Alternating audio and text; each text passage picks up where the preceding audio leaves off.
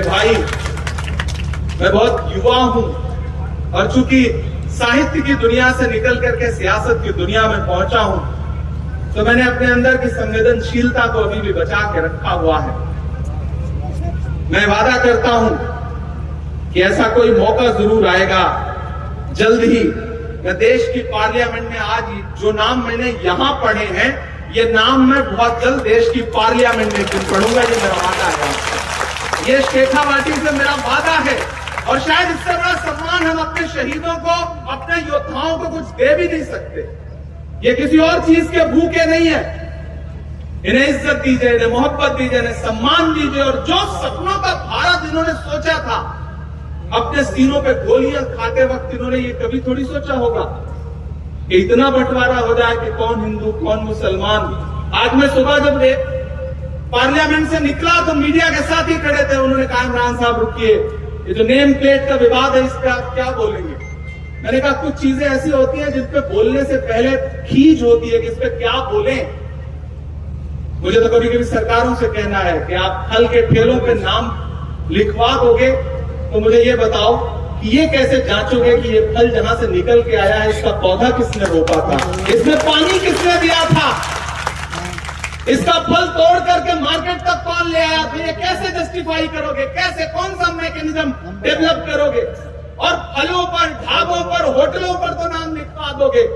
बताओ, क्या खून की बोतलों पर भी नाम लिखवा पाओगे जो ब्लड बैंक में रखे रहते हैं?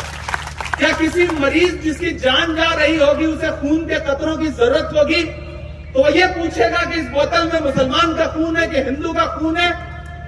और क्या खून का रंग कभी ये बता सकता है कि मैं किसी मुसलमान के शरीर से निकला हूं या हिंदू के या सिख के या ईसाई के? मुझे बताओ शेखावाटी वालों कि कोरोना के दौरान जब हमारी उखड़ती हुई सांसें ऑक्सीजन का सिलेंडर मांग रही थी, तो ऑक्सीजन का सिलेंडर लेकर के अपनी सांसों में लगाने से पहले हमने उससे पूछा था कि ये जो बोतल है, इसे सिलेंडर धो के जो लाया है वो हिंदू है या मुसलमान है? ये जिस फैक्ट्री में बनी है वो हिंदू या मुसलमान की फैक्ट्री है? हमने कभी ऐसा सोचा था? कोरोना के दौरान आपने देखा होगा कि न जाने कितनी लाशें थी जिन्हें अंतिम संस्कार करने वाले लोग नहीं मौजूद थे। उस समय समाज के कुछ ऐसे बहादुर योद्धा, मैं जिनको मानता हूं, जिनको सैल्यूट करता हूं, जो हर शहर में आगे निकल के आते थे, अर्थी को कंधा देते थे, चिता सजाते थे, अग्नि देते थे।